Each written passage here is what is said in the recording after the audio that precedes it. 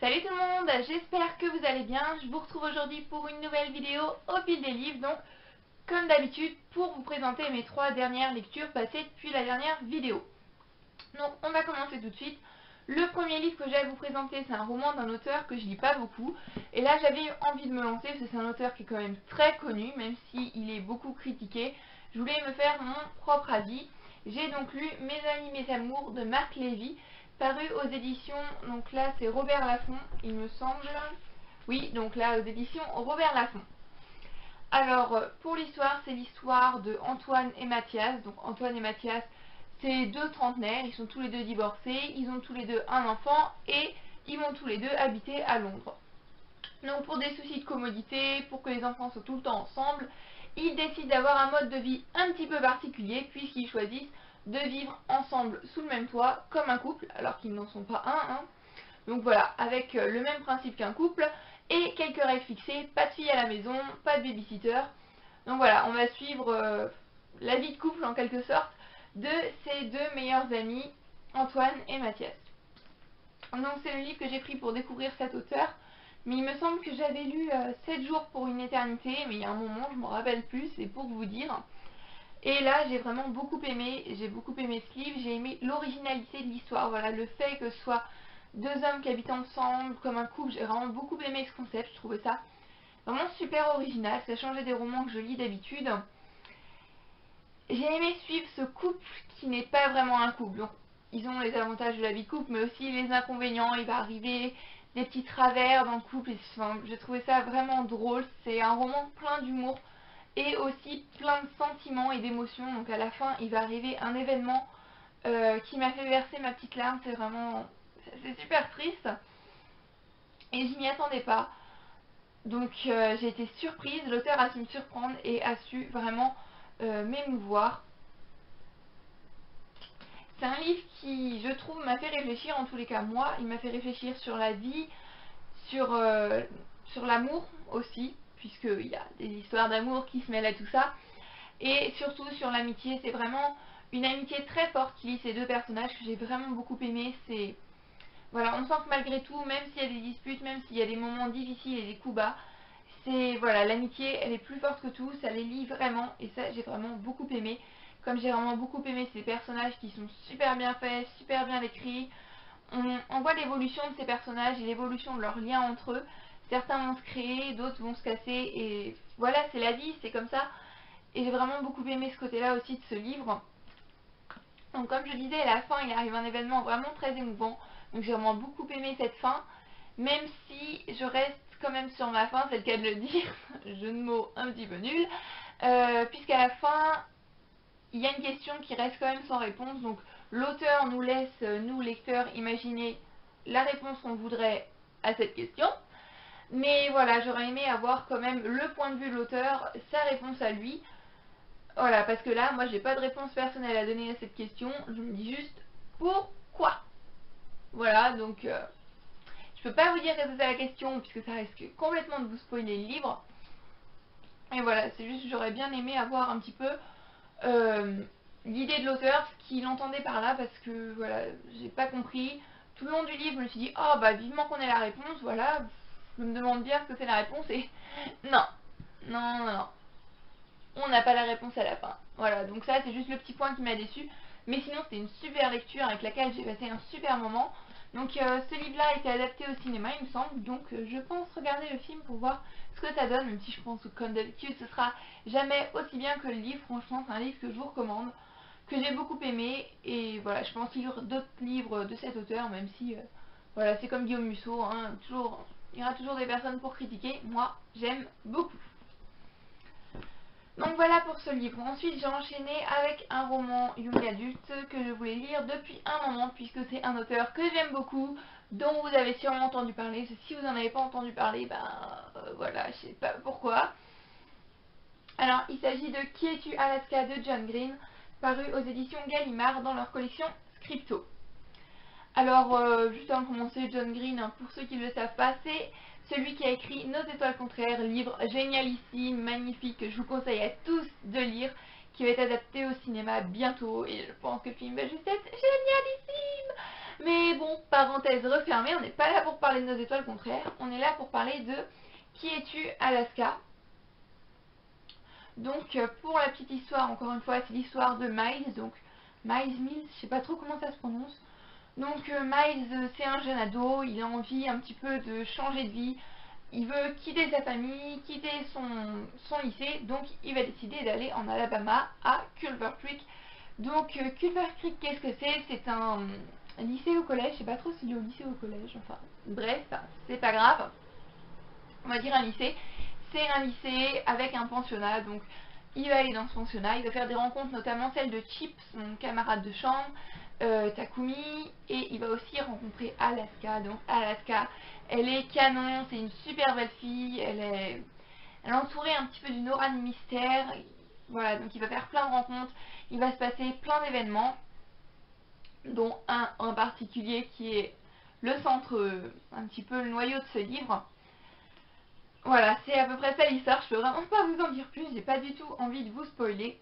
Donc c'est un livre que j'ai vraiment beaucoup apprécié. C'est le premier livre de cet auteur là, donc j'ai aimé, voilà, c'est un autre style je trouve que Nos étoiles contraires, mais j'ai vraiment beaucoup aimé ce concept, cette idée que j'aimais vraiment beaucoup, et les personnages sont vraiment super, notamment le personnage de Miles que j'ai aimé dès le début, je me suis attachée à lui dès le début et je me suis un peu, je dirais, identifiée à lui puisque il a vécu des choses que, voilà, moi ça me concerne plus personnellement on va dire, donc j'ai d'autant plus aimé ce personnage et je me suis attachée à lui dès le début. Le style de l'auteur, j'ai adoré, comment vous dire que John Green a un don pour vraiment mélanger les passages vraiment drôles, humoristiques et les passages tragiques, c'est vraiment super. Il nous fait passer du rire aux larmes comme ça en un instant et voilà, je trouve que John Green a vraiment le don pour ça et je trouve ça juste génial. Donc le livre est découpé d'une manière assez particulière puisque comme je disais, dans ce livre, il va arriver un événement en particulier.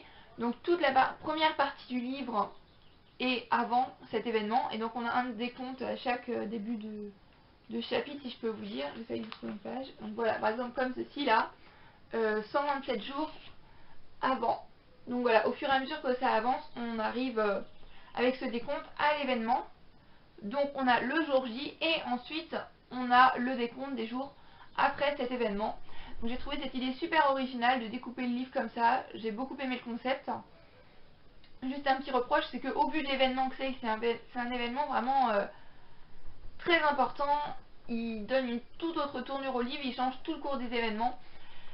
Et j'ai trouvé ça, c'est vraiment un événement qui m'a pris au cœur, même si en même temps je le sentais venir. Voilà, c'est vraiment waouh quoi. Ça c'est un événement, c'est géant comme John Green sait le faire. C'est, je vais pas vous dire j'ai pas pleuré, ce serait faux. Euh, voilà, c'est un événement qui prend aux tripes, c'est son écriture, c'est génial comme d'habitude. Mais au vu de ce que c'est que cet événement, voilà, vous avez entendu le mot au moins 10 fois là, c'est pas grave. Je pense que j'aurais préféré que la partie après soit plus longue, puisque là la partie avant est plus longue que celle après. Et je trouve ça plus intéressant d'avoir le point de vue des personnages, le vécu de Miles après cet événement, plutôt que avant. Même si avant ça nous permet de mieux connaître les personnages, leur histoire. Voilà, je trouvais que la partie après aurait mérité d'être un petit peu plus développée. Mais bon, là c'est qu'un petit détail parce que franchement ce livre il était génial et poignant. J'espère lire d'autres romans de John Green puisque j'aime vraiment beaucoup son style d'écriture et surtout, comme je le disais, la manière qu'il a de passer de l'humoristique au tragique. D'un coup comme ça, il vous fait rire, il vous fait pleurer, c'est pouf pouf, je ne sais pas, vous tournez une page et vous changez complètement de sentiment, vous changez complètement d'émotion et je trouve ça génial, il a vraiment un don pour faire ça. Donc voilà, un livre que je vous conseille, même si pour moi, il ne vaut pas Nos étoiles contraires, donc toujours de John Green comme je le disais. Mais bon, là, Nos étoiles contraires, c'est l'apothéose, je trouve c'est vraiment le superbe livre chargé d'émotions que je vous conseille encore, mais je vous conseille aussi Qui es-tu Alaska, qui est vraiment pas mal et qui a sa dose d'émotion lui aussi. Donc ensuite, après ces deux livres aussi, j'ai lu un livre vraiment plus petit d'une auteure dont je n'avais pas encore lu le livre, qui est très connu aussi. Il s'agit de La mémoire des murs de Tatiana de Ronay, pardon. Donc paru là aux éditions Le Livre de Poche. Donc comme vous pouvez le voir, c'est vraiment un livre super fin, il fait à peine 150 pages. Donc c'est l'histoire de Pascaline. Pascaline, c'est une jeune femme d'une quarantaine d'années, elle a un boulot, voilà, elle est informaticienne, et elle vient de se séparer de Frédéric, donc son mari. Alors elle va rechercher un appartement, elle va trouver l'appartement de ses rêves, il est super, il a la vue qu'elle aime, mais voilà, il y a un petit souci, elle va s'installer et très vite elle va vraiment se sentir mal, elle va ressentir un profond mal-être dans cet appartement, elle ne sait pas pourquoi, elle va pas réussir à dormir, elle va faire des cauchemars, enfin vraiment un profond mal-être.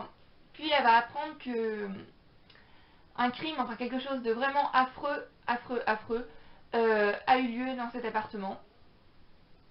Donc voilà, elle va choisir de déménager, mais cette chose affreuse ça va l'obséder complètement partout où elle va aller. Elle va en faire une fixation, elle va plus penser qu'à ça, tout le temps, tout le temps, tout le temps. Voilà, ça va venir un petit peu sa raison de vivre en quelque sorte, ce sera ça, et que ça, voilà. Elle va pas penser à autre chose, elle va penser que à ça. Dans tous les autres appartements qu'elle va visiter, c'est pareil. Voilà, ça va vraiment tourner à l'obsessionnel. Alors, comme je disais, c'est le premier roman que j'ai eu cet auteur, il est vraiment très court, mais très bien écrit, on est vraiment happé par cette histoire, par ses personnages. C'est une atmosphère assez particulière quand même. Donc globalement, j'ai passé un bon moment en lisant ce roman, j'ai bien apprécié. Mais la fin m'a déçue, donc je reste sur ma fin encore une fois, et c'est quand même une déception. Notamment pour le personnage principal, donc celui de Pascaline.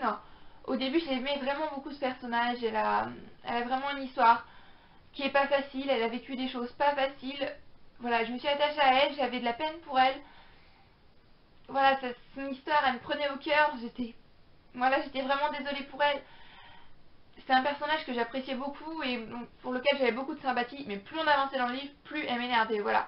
Cette obsession qu'elle a pour cette chose, ça commençait à m'énerver, j'avais juste envie de la secouer et de dire mais tu vas arrêter, c'est pas possible. Putain, voilà, ça tourne tellement à l'obsessionnel, elle en devient un petit peu folle, voilà, oui, elle en est limite folle. C'est vraiment trop. C'est trop accentué, c'est trop obsessionnel et ça m'a dérangé. Voilà, c'est un personnage qui m'a dérangé.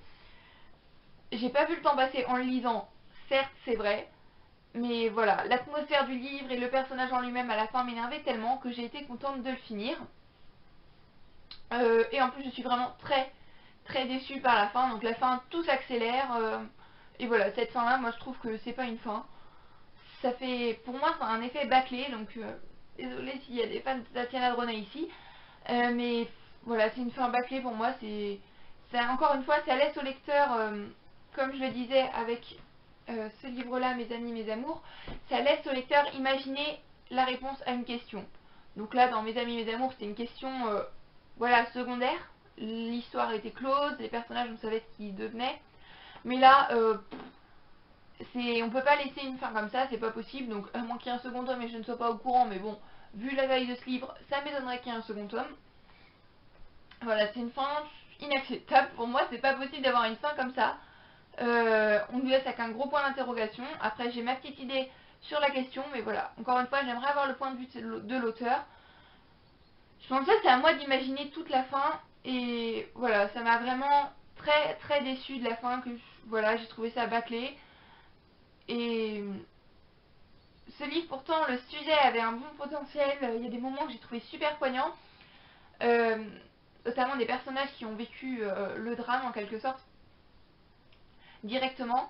J'ai trouvé ces moments-là vraiment poignants, l'écriture était super, j'ai vraiment beaucoup aimé ces moments-là, mais la fin à faire descendre complètement ce que j'aimais de ce livre, ça a tout fait rabaisser, j'ai pas du tout apprécié cette fin. Après, je pense pas m'arrêter là, je pense lire d'autres livres de cet auteur qui ont l'air vraiment super et dont j'ai entendu de très bons avis. Mais pour celui-là, voilà. Je vous le conseille pour passer un bon petit moment parce que ça se lit vite. Mais voilà, la fin, je vous la conseille pas. Voilà, c'est pas un livre que je vous conseille plus que ça.